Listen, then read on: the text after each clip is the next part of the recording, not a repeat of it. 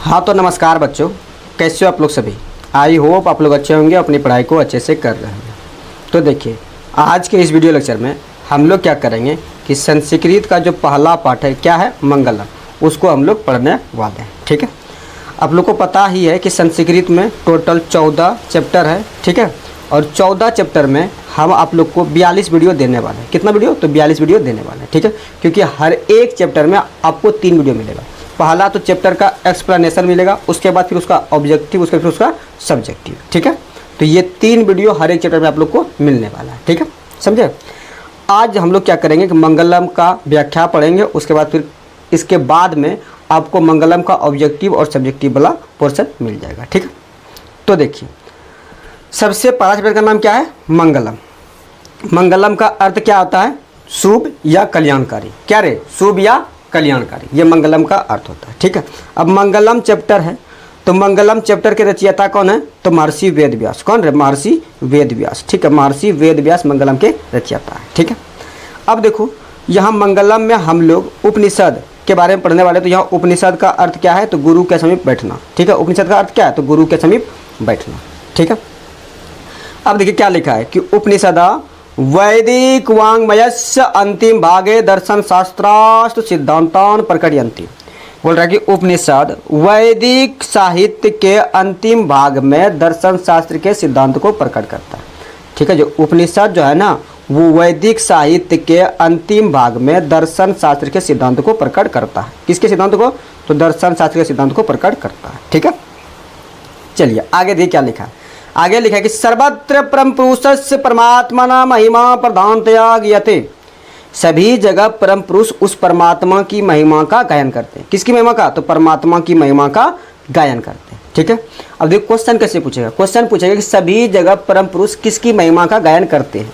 तो किसकी महिमा? तो परमात्मा की महिमा का गायन करते हैं। ठीक है, देखिए जो मैं क्वेश्चन बनूंगा तो यहाँ डिस्कस करते हुए चलूंगा। ठीक है, ताकि जब मैं आप लोग को ऑब्जेक्टिव कराऊं तो आप लोग को ये नहीं लगे कि सर ये क्वेश्चन नहीं बताए थे। ठीक है, साथ ही साथ मैं डिस्कशन करते हुए चलूंगा। ठीक है, अब देखो यहाँ उपनिषद का टर्म आया था तो उपनिषद की संख्या आप लोगों से पूछी जा सकती है कि उपनिषद की संख्या कितनी होती है। कितनी होती है? तो 108। ठीक है, और ये जो मंगलम पाठ है ना ये उपनिषद से ही लिया गया। किससे लिया गया? तो उपनिषद से ही लिया गया। ठीक है, समझ गए। चलिए आगे देखिए क्या लिखा है। आगे लिखा है कि तेन परमात्मना जगत व्याप्तम अनुशासितम चास्ति। और उसी परमात्मा से ये सारा संसार अनुशासित है। किससे? तो उसी परमात्मा से ये सारा संसार अनुशासित है। देखिए अब क्वेश्चन कैसे पूछेगा। क्वेश्चन पूछेगा कि ये संपूर्ण संसार किसके द्वारा अनुशासित है। किसके द्वारा? तो परमात्मा के द्वारा अनुशासित है। किसके द्वारा? परमात्मा के द्वारा अनुशासित है। ठीक, चलिए आगे। सा एवं सर्वसाम तपसाम परम लक्ष्यम। और सभी की तपस्या का लक्ष्य उसी को प्राप्त करना है। किसको? परमात्मा को प्राप्त करना है। क्वेश्चन पूछेगा कि सभी की तपस्या का लक्ष्य किसको प्राप्त करना है। तो आंसर में परमात्मा। चलिए ठीक है, आगे लिखा कि अस्मिन् पाठे ब्रह्म आत्मपरा उपनिषदाम पद्यात्मक पंचमंत्र संकलिता संति। बोल रहा है कि इस पाठ में उस परमात्मा की प्राप्ति हेतु उपनिषद के 5 मंत्र पद्यात्मक रूप में संकलित है। किस रूप में? पद्यात्मक रूप में संकलित है। ठीक है, पूछेगा क्वेश्चन कि मंगलम पाठ में कुल कितने मंत्र है। तो कितने? तो 5 मंत्र है। ठीक है, अगला क्वेश्चन, मंगलम पाठ में कैसे मंत्र संकलित है? कैसे? तो ये पद्यात्मक मंत्र संकलित है। ठीक है, समझ गए। बताइए यहाँ तक में कोई दिक्कत? कोई दिक्कत नहीं ना। चलिए अब जो 5 श्लोक है मंगलम पाठ में हम लोग उसको बारी बारी से सबको पढ़ते हैं। ठीक है, चलिए पहला श्लोक देखिए क्या लिखा है। पहला श्लोक है कि हिरण्मयन पात्रं सत्यस अपि हितं मुखं तत्वं पुसन्नपावृणु सत्य धर्माय दृष्टिये। क्या बोला? कि हिरण्मयन पात्रं सत्यस अपि हितं मुखं तत्वं पुसन्नपावृणु सत्य धर्माय दृष्टिये। ठीक है, बोला कि सत्य का मुंह, यानी हे भगवान सत्य का मुंह सोने के आवरण या हिरण्मयन पात्र से ढका हुआ है, उसे सत्य धर्म की प्राप्ति के लिए हटा ले। किसे रे? तो स्वर्णमय आवरण को या हिरण्मयन पात्र को। ठीक है, अब क्वेश्चन देखिए।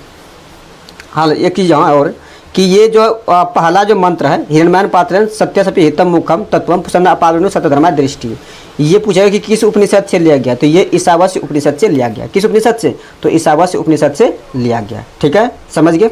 चलिए अब देखिए क्वेश्चन, पहला क्वेश्चन तो यही पूछेगा कि हिरण्यमान पात्रं सत्य सपि हितम मुखम तत्वम प्रसन्न पावनी सत्य धर्मा दृष्टि किस उपनिषद से लिया गया, तो आंसर में ईशावास्य उपनिषद। दूसरा, सत्य का मुंह किस आवरण से ढका हुआ है, तो हिरण्यमान पात्र से, ठीक है। तीसरा, किस सत्य धर्म की प्राप्ति के लिए किसे हटा लेना चाहिए, तो सोने के आवरण या हिरण्यमान पात्र को हटा लेना चाहिए। बताइए इस श्लोक से जो क्वेश्चन बताएं उसमें कोई दिक्कत? देखिए सिर्फ आपको हिंदी, जो हिंदी बोलते हैं उसका अनुवाद, उसको ध्यान से सुनना है, क्योंकि जो हम अनुवाद बोल रहे हैं वही आपको ऑब्जेक्टिव के रूप में क्वेश्चन मिलेगा, और साथ ही साथ सब्जेक्टिव में भी वही, ठीक है। आप भूल जाइए कि आपको संस्कृत में लिखना है, संस्कृत नाम के मात्र है, लिखना आपको हिंदी में ही है, ठीक है। तो इसीलिए जो हम अनुवाद बोलते हैं उसको ध्यान से सुनना है, ठीक है। चलिए अब अगला श्लोक देखिए क्या है। अगला श्लोक है कि अनोरणीयान महतो महीयान आत्मस्य जंतोर निहितो गुहायाम तम करतु पश्यति वित्सको धातु प्रसादात् महिमान आत्मना। क्या बोला कि अनोरणीयान महतो महीयान आत्मस्य जंतोर निहितो गुहायाम तम करतु पश्यति वित्सको धातु प्रसादात् महिमान आत्मना, ठीक है। ये देखिए ये श्लोक पूछेगा कि किस उपनिषद से लिया गया, तो ये श्लोक कंठोपनिषद से लिया गया। किस उपनिषद से? कंठोपनिषद से लिया गया, ठीक है। अब देखिए इसका हिंदी क्या होता है। हिंदी है कि हे भगवान, मनुष्य के हृदय रूपी गुफा में सूक्ष्म से सूक्ष्म और महान से महान आत्मा विद्वान है। विद्वान शोक रहित होकर उस श्रेष्ठ परमात्मा को देखता है। क्वेश्चन पूछेगा कि मनुष्य के हृदय रूपी गुफा में क्या विद्यमान है, तो आत्मा। सूक्ष्म से सूक्ष्म क्या है, तो आत्मा। महान से महान क्या है, तो आत्मा। किसे वश में नहीं किया जा सकता है, तो आत्मा, ठीक है। विद्वान शोक रहित होकर किसको देखता है, तो परमात्मा को। किसको रे? परमात्मा को। ये इतना क्वेश्चन आपको इस श्लोक से पूछेगा। और एक क्वेश्चन और पूछ सकता है कि अनोर अनियान डॉट डॉट डॉट धातु प्रसादात्म हिमाना आत्मना किस उपनिषद से लिया गया, तो आंसर में कंठोपनिषद से लिया गया, ठीक है। कोई दिक्कत नहीं ना। चलिए अब आगे अगला श्लोक है कि सत्यमेव जयते नानिरितम सत्यन पंथा विततो देवयाना यन क्रमतस्योहाप्त कामा यत्र तत्र सत्यस् परम निधानम, ठीक है। क्या बोला कि सत्यमेव जयते नानिरितम सत्यन पंथा विततो देवयाना यन क्रमतस्योहाप्त काम यत्र तत्र सत्यस् परम निधानम, ठीक है।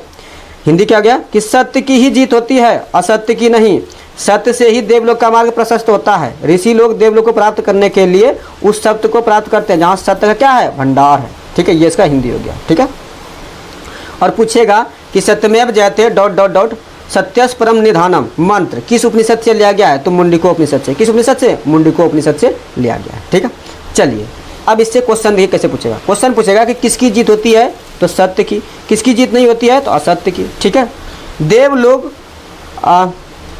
ऋषि लोग देवलोक को प्राप्त करने के लिए किस मार्ग को अपनाते हैं, तो सत्य मार्ग को। किस मार्ग को? सत्य मार्ग को अपनाते हैं, ठीक है। अगला क्वेश्चन कि देवलोक का मार्ग किससे प्रशस्त होता है, तो सत्य से। देवलोक का मार्ग किससे प्रशस्त होता है, तो सत्य से ही देवलोक का मार्ग प्रशस्त होता है, ठीक है। समझ गए। ये इतना क्वेश्चन आपको इस श्लोक से पूछेगा, ठीक है। चलिए आगे देखिए क्या लिखा है। आगे लिखा है कि यथा नरस्यन्दमाना समुद्रे अस्तम गच्छन्ति नाम रूपे विहाय तथा विद्वान नाम रूपात् विमुक्ता प्रातपरम पुरुषम उपैति दिव्यम। क्या बोला कि यथा नरस्यन्दमाना समुद्रे अस्तम गच्छन्ति नाम रूपे विहाय तथा विद्वान नाम रूपात् विमुक्ता प्रातपरम पुरुषम उपैति दिव्यम, ठीक है। ये श्लोक है। पूछेगा कि ये श्लोक किस उपनिषद से लिया गया, तो मुंडिकोपनिषद से लिया गया। किस उपनिषद से? मुंडिकोपनिषद से लिया गया, ठीक है। चलिए अब हिंदी देखिए। हिंदी है कि जिस प्रकार बहती हुई नदियां अपने नाम और रूप को छोड़कर समुद्र में मिल जाती है, ठीक उसी प्रकार विद्वान भी अपने नाम और रूप को छोड़कर परमपिता परमेश्वर को प्राप्त कर लेते हैं। ये इसका हिंदी हो गया, ठीक है। अब देखिए क्वेश्चन पूछेगा कि कौन अपने नाम और रूप को छोड़कर समुद्र में मिल जाती है, तो कौन रे? नदी। कौन मिल जाती है? नदी, ठीक है। उसके बाद विद्वान नाम और रूप को छोड़कर कहाँ मिल जाते हैं, या किसको प्राप्त कर लेते हैं, तो परमपिता परमेश्वर को प्राप्त कर लेते हैं, ठीक है। समझ गए। चलिए आगे लास्ट श्लोक है, ठीक है। क्योंकि इस पाठ में कुल 5 श्लोक था जो कि हम लोग 4 पढ़ चुके हैं और ये लास्ट है, ठीक है। लास्ट में क्या लिखा है वो देखिए। लिखा है कि वेदाहमेतम पुरुषम महांतम आदित्यवर्णम तम स प्रस्तात् तमेव विदुत्वाति मृत्युमेति नान्यपंथा वितते अयना। क्या बोला कि वेदाहमेतम पुरुषम महांतम आदित्यवर्णम तम स प्रस्तात् तमेव विदुत्वाति मृत्युमेति नान्यपंथा वितते अयना, ठीक है। पहला ये देखो, ये श्लोक कहाँ से लिया गया है, तो श्वेताश्वर उपनिषद से। किस उपनिषद से? श्वेताश्वर उपनिषद से लिया गया है, ठीक है। अब इसका हिंदी देखिए क्या है। हिंदी है कि मुझे ही महान पुरुष जानो जो प्रकाश स्वरूप अंधकार के आगे है, उसी को जानकर मृत्यु को प्राप्त किया जाता है, इसके अलावा कोई दूसरा मार्ग नहीं है। अर्थात आत्मज्ञान के बिना मोक्ष की प्राप्ति संभव नहीं है। ठीक है, चलिए अब देखो इस श्लोक से क्वेश्चन कैसे पूछेगा। क्वेश्चन पूछेगा कि प्रकाश स्वरूप अंधकार के आगे कौन है, तो महान पुरुष या परमात्मा। ठीक है, उसके बाद क्वेश्चन पूछ सकता है यहाँ से, इससे ये श्लोक से कि वेदा हम एतम पुरुषम महानतम डॉट डॉट डॉट विद्यते अयना, श्लोक किस उपनिषद से लिया गया, तो किस उपनिषद से, तो श्वेताश्वर उपनिषद से लिया गया है। ठीक है, तो ये था मंगलम पाठ, जो कि मंगलम पाठ में 5 श्लोक था, हम लोग सभी 5 श्लोक को पढ़े। ठीक है, चलिए अब इसके बाद हम ऑब्जेक्टिव का एक वीडियो लाएंगे, उसके बाद फिर सब्जेक्टिव, यानी 2 वीडियो इसके बाद आएगा। ठीक है, समझे। आज के इस वीडियो लेक्चर में हम लोग क्या करेंगे कि मंगलम का जितना भी ऑब्जेक्टिव क्वेश्चन है उन सभी क्वेश्चन को हम लोग देखने वाले हैं। ठीक है, क्योंकि इससे पहले मैंने मंगलम का जो एक्सप्लेनेशन है वो हम लोग करा दिए हैं। ठीक है, वो हम करा दिए हैं।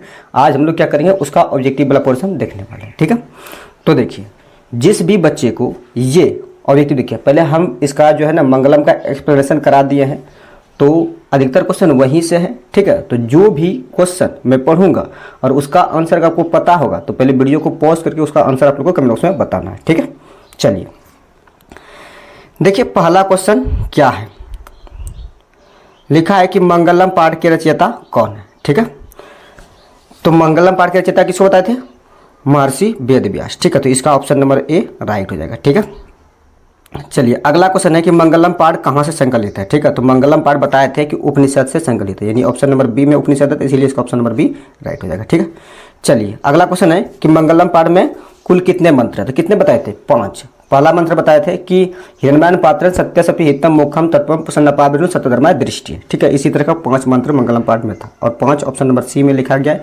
इसीलिए इसका राइट आंसर क्या होगा, ऑप्शन नंबर सी इसका राइट हो गया। ठीक है, देखिए जिसको भी आंसर पता होगा ना, पहले वीडियो पॉज करके आपको आंसर कमेंट बॉक्स में बताना है। जैसे कि जिसे एक 4 नंबर क्वेश्चन हम बता रहे हैं, तो 4 का कौन सा ऑप्शन सही होगा आप लोग को कमेंट बॉक्स में बताना है। ठीक है, उसके बाद उसका सोल्यूशन देखना है। ठीक है, देखिए क्वेश्चन नंबर 4 क्या बोल रहा है कि मंगलम पाठ में कैसे मंत्र संकलित है, तो याद कीजिए बताए थे मंगलम पाठ में कैसे मंत्र संकलित है, तो पद्यात्मक, और पद्यात्मक ऑप्शन नंबर ए में लिखा गया, इसीलिए इसका जो राइट आंसर होगा क्या, ऑप्शन नंबर ए इसका राइट हो जाएगा। ठीक है, चलिए अगला क्वेश्चन है कि हिरण्यमान पात्रं सत्यस्य अपि हितम डॉट डॉट डॉट दृष्टि मंत्र किस उपनिषद से लिया गया है, तो किस उपनिषद से लिया गया है, तो ईशावास्य उपनिषद से लिया गया, और ईशावास्य ऑप्शन नंबर ए में लिखा गया, इसीलिए इसका जो राइट आंसर आएगा क्या, ऑप्शन नंबर ए इसका राइट हो जाएगा। ठीक है, चलिए अगला क्वेश्चन है कि अनोर अनियान महतो महियान डॉट डॉट डॉट धातु पर शब्दात्म हिमाना आत्मना मंत्र किस उपनिषद से लिया गया है। ठीक है, तो यह मंत्र किस उपनिषद से लिया गया है, तो कंठोपनिषद से, और कंठो ऑप्शन नंबर सी में लिखा गया, इसीलिए इसका जो राइट आंसर क्या, ऑप्शन नंबर सी इसका राइट हो जाएगा। ठीक है,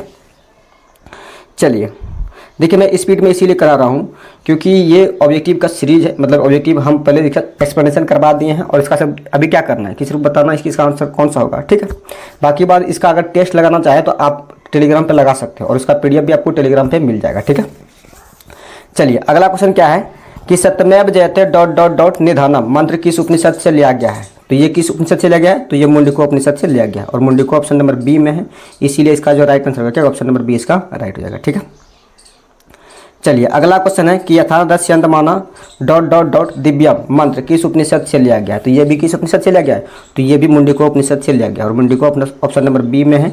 ठीक है, इसीलिए इसका जो राइट आंसर होगा क्या, ऑप्शन नंबर बी इसका राइट हो जाएगा। ठीक है, चलिए अगला क्वेश्चन क्या लिखा है, अगला क्वेश्चन है कि वेदाहम एतम पुरुषम महानतम डॉट डॉट डॉट विद्यते अयना मंत्र किस उपनिषद से लिया गया, तो ये किस उपनिषद से लिया गया, तो श्वेताश्वर उपनिषद से लिया गया और श्वेताश्वर ऑप्शन नंबर डी में है, इसीलिए इसका जो राइट आंसर होगा क्या, ऑप्शन नंबर डी इसका राइट हो जाएगा। ठीक है, चलिए अगला क्वेश्चन है कि उपनिषद के रचनाकार कौन है, तो जो देखिए मंगलम पाठ के रचनाकार कौन था, महर्षि वेदव्यास, तो उपनिषद के रचनाकार कौन, तो महर्षि वेदव्यास, क्योंकि जो मंगलम पाठ है वो उपनिषद से ही लिया गया है। ठीक है, चलिए अगला क्वेश्चन है कि उपनिषद किसका अंतिम भाग है, उपनिषद जो है वो किसका अंतिम भाग है, तो ये वैदिक साहित्य का अंतिम भाग, यानी ऑप्शन नंबर ए में है वैदिक साहित्य, इसीलिए इसका जो राइट आंसर है क्या, ऑप्शन नंबर ए इसका राइट हो जाएगा। ठीक है, चलिए अगला क्वेश्चन है कि उपनिषद किसका सिद्धांत प्रकट करता है, तो उपनिषद जो है ना वो दर्शन शास्त्र का सिद्धांत प्रकट करता है और दर्शन शास्त्र ऑप्शन नंबर ए में है, इसीलिए उसका ऑप्शन नंबर ए राइट हो जाएगा।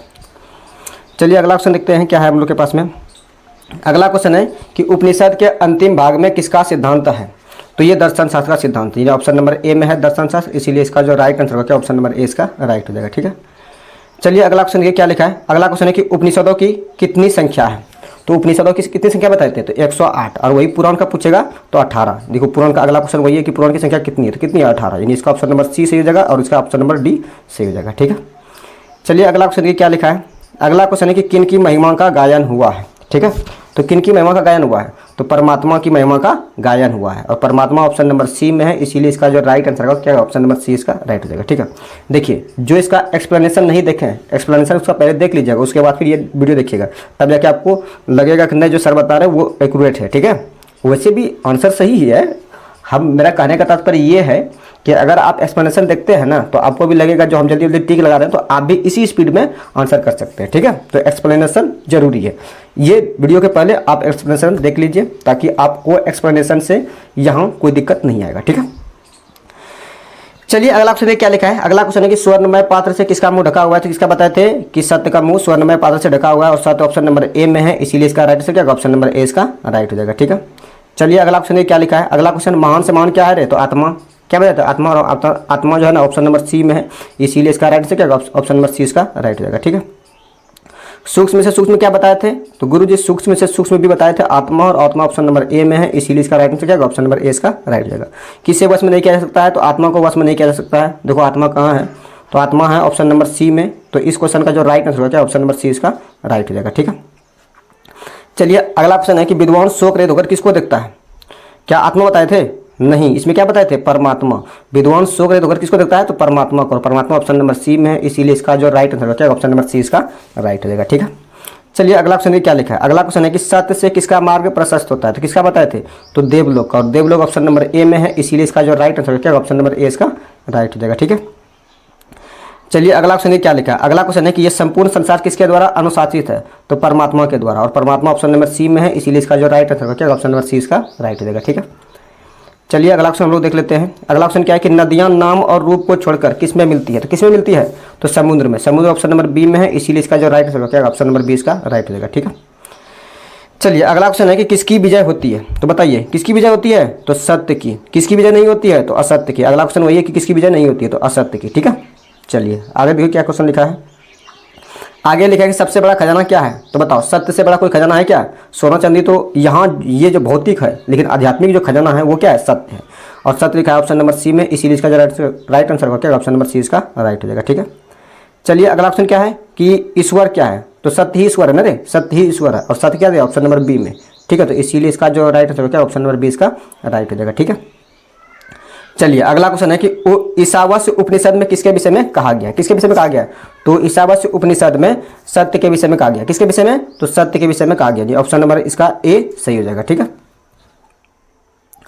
अगला है कि कंठोपनिषद में किसके विषय में कहा गया है, तो कंठोपनिषद में किसके विषय में कहा गया है, तो मोक्ष के विषय में कहा गया, इसका ऑप्शन नंबर बी राइट हो जाएगा। ठीक है, चलिए अगला है कि श्वेताश्वर उपनिषद में किसके विषय में कहा गया, तो श्वेताश्वर उपनिषद में परमात्मा के विषय में कहा गया, और परमात्मा ऑप्शन नंबर सी में है, इसीलिए इसका जो राइट आंसर है ऑप्शन नंबर सी इसका राइट हो जाएगा। ठीक है, चलिए आगे लिखा है कि किसके प्रभाव से विद्वान शोक रहित होता है। ठीक है, किसके प्रभाव से, इंद्रियों के प्रभाव से नहीं, आत्मा के प्रभाव से नहीं, परमात्मा के प्रभाव से विद्वान शोक रहित होता है, और परमात्मा ऑप्शन नंबर सी में लिखा है, इसीलिए इसका जो राइट आंसर होगा क्या होगा, ऑप्शन नंबर सी इसका राइट हो जाएगा। ठीक है, आगे देखिए क्या लिखा है। आगे लिखा है कि सत्य मार्ग से विद्वान कहाँ जाते हैं, तो कहाँ जाते हैं, तो देवलोक जाते हैं, और देवलोक ऑप्शन नंबर ए में लिखा है, इसीलिए इसका जो राइट आंसर होगा ऑप्शन नंबर ए इसका राइट हो जाएगा। ठीक है, चलिए आगे देखिए क्या लिखा है। आगे लिखा है कि कौन अपना नाम और रूप को छोड़कर समुद्र में मिलता है, तो कौन मिलता है, तो नदियां, और नदियां लिखा है ऑप्शन नंबर बी में, इसीलिए इसका जो राइट आंसर होगा ऑप्शन नंबर बी इसका राइट हो जाएगा। ठीक है, चलिए अगला क्वेश्चन ये क्या लिखा है। अगला क्वेश्चन है कि सत्य धर्म की प्राप्ति के लिए किसको हटा लेना चाहिए,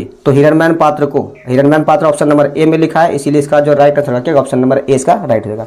देखो हिरण्मय पात्र मतलब होता है सोने का आवरण, क्या रे, सोने का आवरण, तो सत्य धर्म की प्राप्ति के लिए सोने के आवरण को हटा लेना चाहिए। तो यहाँ सोने का आवरण ना लिख करके संस्कृत में ही लिखा गया, क्या लिखा है, हिरण्मय पात्र, तो हिरण्मय पात्र हम समझ जाए इसका।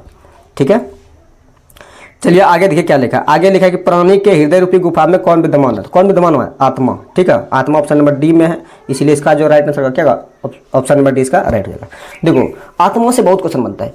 पहला क्वेश्चन सूक्ष्म से सूक्ष्म क्या है, आत्मा। महान से महान क्या है, आत्मा। किससे बस में नहीं कह सकता है, आत्मा को। ठीक है, वही प्राणी के हृदय रूपी गुफा में कौन है, तो आत्मा है। ठीक है, आगे लिखा है कि नदियां कहाँ जाकर मिलती है, तो कहाँ जाकर मिलती है, समुद्र में, और समुद्र ऑप्शन नंबर बी में है, इसीलिए इसका जो राइट आंसर होगा ऑप्शन नंबर बी इसका राइट हो जाएगा। ठीक है, चलिए आगे लिखा है कि ब्राह्मण का मुख किससे ढका हुआ है, किससे ढका हुआ है, सत्य से ब्राह्मण का मुख ढका हुआ है। तो सत्य ऑप्शन नंबर ए में है, इसीलिए इसका जो राइट आंसर क्या ऑप्शन नंबर ए इसका राइट हो जाएगा। ठीक है, चलिए अगला क्वेश्चन है कि विद्वान अपना नाम और रूप को छोड़कर किसमें मिलता है, तो किसमें मिलता है, विद्वान अपना नाम और रूप को छोड़कर किसमें मिलता है, क्या समुद्र में मिलेगा, नहीं, तालाब में मिलेगा, नहीं, झील में मिलेगा, नहीं, तो किसमें मिलेगा, परमात्मा, और परमात्मा लिखा है ऑप्शन नंबर ए में, इसीलिए इसका जो राइट आंसर क्या ऑप्शन नंबर ए इसका राइट हो जाएगा। ठीक है, चलिए अगला क्वेश्चन है कि ऋषि लोग देवलोक की प्राप्ति के लिए किस मार्ग को अपनाते हैं, तो सत्य के मार्ग को अपनाते हैं, और सत्य का मार्ग ऑप्शन नंबर ए में लिखा है, इसीलिए इसका जो राइट आंसर क्या ऑप्शन नंबर ए इसका राइट हो जाएगा। ठीक है, अगला क्वेश्चन है कि आत्मा के स्वरूप एवं निवास का वर्णन किस दोहे में किया गया है, तो ये द्वितीय दोहे में किया गया है, किस दोहे में,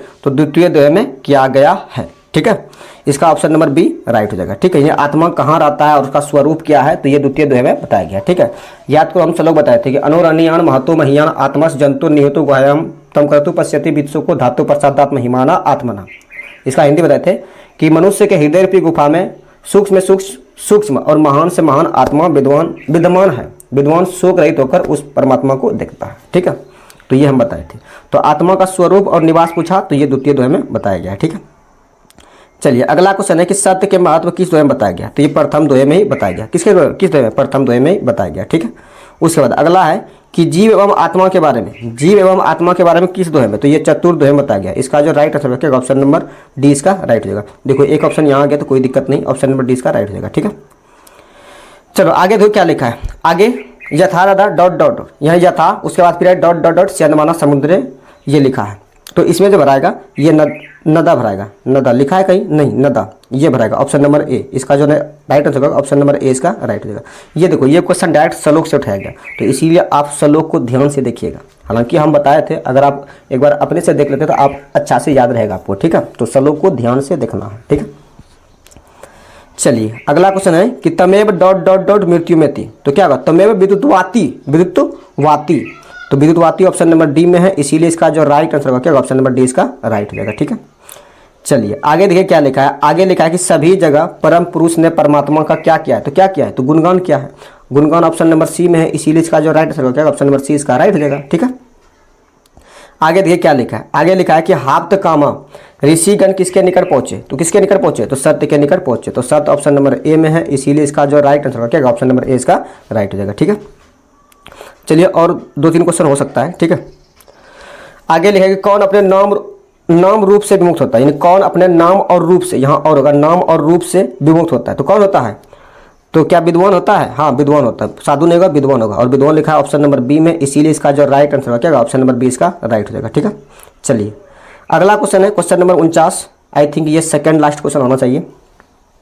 लिखा है कि देव मार्ग का विस्तार होता है, तो देव मार्ग का विस्तार किससे होता है, सत्य से, और सत्य लिखा है ऑप्शन नंबर बी में, इसीलिए इसका जो राइट आंसर होगा क्या ऑप्शन नंबर बी इसका राइट हो जाएगा। ठीक है, चलिए अगला क्वेश्चन है कि छोटा से छोटा और बड़ा से बड़ा क्या है, तो बताओ छोटा से छोटा और बड़ा से बड़ा क्या है, क्या शरीर है, ईश्वर है, नहीं ना, आत्मा है, और आत्मा लिखा है ऑप्शन नंबर सी में, इसीलिए इसका जो राइट आंसर होगा क्या ऑप्शन नंबर सी इसका राइट हो जाएगा। ठीक है, तो चलिए ये था 50 क्वेश्चन जो मैंने आप लोगों को कराया, तो बताइए कि 50 में से आपका कितना सही हुआ। ठीक है, आप लोग को कमेंट बॉक्स में आंसर बताना है। ठीक है, बाकी बात जिसको इसका पीडीएफ चाहिए होगा तो पीडीएफ के लिए आप टेलीग्राम चैनल ज्वाइन कर लीजिएगा। ठीक है, टेलीग्राम चैनल का लिंक आपको इस वीडियो के डिस्क्रिप्शन में मिल जाएगा, या फिर आप सर्च कीजिएगा टेलीग्राम पे गुरुकुल बोर्ड। ठीक है, गुरुकुल बोर्ड सर्च कीजिएगा तो वहाँ पे आपको चैनल आ जाएगा, वहाँ से आप ज्वाइन कर लीजिएगा, वहाँ पे आपको पीडीएफ भी मिल जाएगा, और साथ ही इसका आप टेस्ट, जैसे आप यहाँ हम करा दिए, आप देख लिए इसका आंसर, और वहाँ आप इसका टेस्ट भी लगा सकते हैं। ठीक है, तो वहाँ आपको चैनल ज्वाइन कर लेना है, और वहाँ पे आपको पीडीएफ और प्लस टेस्ट मिल जाएगा। ठीक है, तो देखिए आज के इस वीडियो लेक्चर में हम लोग क्या करेंगे कि मंगलम पाठ का सब्जेक्टिव क्वेश्चन आंसर करने वाले हैं, क्योंकि इससे पहले हम क्या किए हैं कि मंगलम पाठ का जो पार्ट है वो भी पढ़ा दिए हैं, और साथ ही साथ ऑब्जेक्टिव वाला भी पोर्शन करवा दिए हैं। ठीक है, आज हम लोग क्या करेंगे उसका सब्जेक्टिव क्वेश्चन आंसर करने वाले हैं। ठीक है, तो देखिए पहला क्वेश्चन क्या है, पहला क्वेश्चन है कि सत्य का मुंह किस पात्र से ढका हुआ है। ठीक है, तो आंसर में क्या लिखना है कि सत्य का मुंह हिरण्मय पात्र या स्वर्णमय पात्र से ढका हुआ है। ठीक है, ये हो जाएगा इसका आंसर। ठीक है, लिख लीजिएगा। देखिए क्या बोला कि सत्य का मुंह किस पात्र से, तो बताए थे कि सत्य का मुंह हिरण्मय पात्र से ढका हुआ। ठीक है, चलिए अगला क्वेश्चन ये क्या लिखा है, अगला क्वेश्चन है कि नदियाँ क्या छोड़कर समुद्र में मिलती है? तो बताइए क्या बताते हैं कि नदियाँ अपने नाम और रूप को छोड़कर समुद्र में मिल जाती है। ठीक है, क्या लिखा है? नदियाँ अपने नाम और रूप होगा, यहाँ देखो नाम और रूप को छोड़कर समुद्र में मिलती है, समुद्र यहाँ नहीं होगा। ठीक है, समुद्र में मिलती है। ठीक है, चलिए अगला क्वेश्चन है कि मंगलम पाठ के आधार पर सत्य के महत्ता पर प्रकाश डाले। मंगलम पाठ के आधार पर सत्य का क्या महत्व है उसके बारे में हम लोग को वर्णन करना है। ठीक है, लिखा है कि मंगलम पाठ में महर्षि वेद व्यास सत्य की महत्ता का वर्णन करते हुए कहते हैं कि हमेशा सत्य की जीत होती है। हमेशा किसकी जीत होती है? सत्य की, असत्य की नहीं। सत्य से ही देवलोक का मार्ग प्रशस्त होता है। ऋषि लोग देवलोक को प्राप्त करने के लिए सत्य के मार्ग को अपनाते हैं। ठीक है, ये है क्वेश्चन नंबर 3 का आंसर। ठीक है, समझ गए। चलिए अब देखिए क्वेश्चन नंबर 4 क्या है। क्वेश्चन नंबर 4 है कि मंगलम पाठ के आधार पर आत्मा की विशेषता बतलाएं। ठीक है, यानी मंगलम पाठ के आधार पर आत्मा की क्या विशेषता है उसको हम लोग को बताना है। ठीक है, तो लिखा है कि मंगलम पाठ में संकलित कंठोपनिषद, कौन सा उपनिषद? कंठोपनिषद, जिसमें कि हम बताए थे कि अनुर अनियान महतो महियान आत्मस जंतो निहोतो गोयाम तम करतु पत्सेति वित्सो को धातु पश्चातात्म हिमाना आत्मना। ठीक है, ये था कंठोपनिषद का मंत्र। ठीक है, तो क्या बोलेगा? मंगलम पाठ में संकलित कंठोपनिषद के मंत्र में महर्षि वेदव्यास कहते हैं कि प्राणियों के हृदय रूपी गुफा में क्या है? तो आत्मा बंद रहती यानी विद्यमान है। आत्मा सूक्ष्म से सूक्ष्म और महान से महान है। ठीक है, इस आत्मा को वश में नहीं किया जा सकता है। क्या हम लोग आत्मा को वश में कर सकते हैं? नहीं। अभी तक देखो बड़े बड़े वैज्ञानिकों ने इस चीज को वश में, आत्मा को वश करना चाहा, लेकिन कोई भी अभी तक वश नहीं कर पाया है। ठीक है, चलिए अगला क्वेश्चन ये क्या लिखा है। अगला क्वेश्चन है कि महान लोग संसार रूपी सागर को कैसे पार करते हैं। तो आंसर लिखना है कि श्वेताश्वर उपनिषद में ज्ञानी लोग और अज्ञानी लोग में अंतर स्पष्ट करते हुए महर्षि वेदव्यास कहते हैं कि ईश्वर ही प्रकाश का पुंज है। यानी ईश्वर ही है ना जो प्रकाश का पुंज मतलब क्या? समूह। ठीक है, उन्हीं के भावी दर्शन से सारा संसार अलौकिक है। ठीक है, सारा संसार आलोकित होता है। ज्ञानी लोग उस ईश्वर को जानकर संसारिक मोहमाया, यानी संसारिक मोहमाया जो है उसको, ठीक है, संसारिक मोहमाया से मुक्ति पाते हैं। इसके अलावा अन्य कोई दूसरा मार्ग नहीं है। ठीक है, ये हो गया क्वेश्चन नंबर 5 का आंसर। ठीक है, समझ गए, लिख लीजिएगा। चलिए अब क्वेश्चन नंबर 6 देखिए क्या लिखा है। क्वेश्चन नंबर 6 है हम लोग के पास में कि विद्वान पुरुष किस प्रकार ब्रह्मा को प्राप्त करते हैं। यानी जो विद्वान पुरुष होते हैं वो किस प्रकार ब्रह्मा को प्राप्त करते हैं उसके बारे में हम लोग को देखना है। ठीक है, लिखा है कि मंगलम पाठ में संकलित मुंडकोपनिषद के मंत्र में महर्षि वेदव्यास कहते हैं कि जिस प्रकार बहती हुई नदियां अपने नाम और रूप को छोड़कर समुद्र में मिल जाती है, ठीक उसी प्रकार विद्वान पुरुष भी अपने नाम और रूप अर्थात अपने व्यक्तित्व को छोड़कर परमपिता परमेश्वर को प्राप्त कर लेता है। ठीक है, समझे, यानी इसी प्रकार विद्वान पुरुष ब्रह्मा को प्राप्त करते हैं, यानी अपने नाम और रूप को छोड़कर ही विद्वान पुरुष ब्रह्मा को प्राप्त करते हैं। ठीक है, चलिए अगला क्वेश्चन क्या लिखा है। अगला क्वेश्चन है कि नदी और विद्वान में क्या समानता है। तो देखो क्या समानता है कि जिस प्रकार बहती हुई नदियां अपने नाम और रूप को छोड़कर समुद्र में मिल जाती है, ठीक इसी प्रकार विद्वान भी अपने नाम और रूप के प्रवाह के बिना ही ईश्वर में मिल जाती है। तो यही नदी और विद्वान में समानता है। ठीक है, समझ गए। चलिए क्वेश्चन नंबर 8 देखिए क्या लिखा है। क्वेश्चन नंबर 8 है कि उपनिषद को आध्यात्मिक ग्रंथ क्यों कहा जाता है, इसके बारे में हम लोग को बताना है। तो आंसर में लिखना है कि उपनिषद को आध्यात्मिक ग्रंथ कहा जाता है क्योंकि यह आत्मा और परमात्मा के बीच के विस्तृत व्याख्या करता है। परमात्मा संपूर्ण संसार में शांति स्थापित करता है। सभी तपस्याओं का परम लक्ष्य परमात्मा को ही प्राप्त करना है। ठीक है, समझ गए। यही उपनिषद का अध्यात्म, यानी उपनिषद को आध्यात्मिक ग्रंथ इसीलिए कहा जाता है। ठीक है, चलिए ये क्वेश्चन नंबर 9 है और आई थिंक ये लास्ट क्वेश्चन है। ठीक है, लिखा है कि मंगलम पाठ के आधार पर आत्मा के स्वरूप का वर्णन करें। तो लिखना है कि मंगलम पाठ में संकलित कंठोपनिषद के मंत्र में महर्षि वेदव्यास ने आत्मा के स्वरूप का बड़ा ही अच्छा वर्णन किया है। वे कहते हैं कि आत्मा मनुष्य के हृदय की गुफा में विद्यमान है और यह सूक्ष्म से सूक्ष्म और महान से महान है। इसका रहस्य समझने के लिए ऋषिगण सत्य की खोज करते हैं। ठीक है, तो ये था 9 क्वेश्चन। ठीक है, चलिए अब अगर किसी को इसका PDF चाहिए होगा तो PDF के लिए आप जो है ना टेलीग्राम चैनल ज्वाइन कर लीजिएगा। ठीक है, टेलीग्राम चैनल ज्वाइन कर लीजिएगा, वहाँ पे आपको सारे PDF मिल जाएगा। ठीक है, अब देखिए मैंने इस चैप्टर पे कितना 3 वीडियो दिया। ठीक है, अब इसके बाद चैप्टर नंबर 2 है जो कि पाटलिपुत्र वैभवम। ठीक है, तो इसी तरह पाटलिपुत्र वैभवम का भी 3 वीडियो आएगा। पहला आएगा एक्सप्लेनेशन वाला, दूसरा आएगा ऑब्जेक्टिव, तीसरा आएगा सब्जेक्टिव। ठीक है, तो इसी तरह से हर एक चैप्टर में आपको 3 वीडियो मिलेगा। ठीक है, तो टोटल 14 चैप्टर है, तो 14 गुना 3 करेंगे तो 42 वीडियो, यानी 42 वीडियो आप लोग को मिलने वाला है। ठीक है, तो चलिए हम लोग आज के लिए इतना ही रखते हैं। मिलेंगे अगली वीडियो में, तब तक जो है ना आप चाहें तो इस नोट्स को टेलीग्राम से डाउनलोड करके अपने नोटबुक में लिख सकते हैं। ठीक है।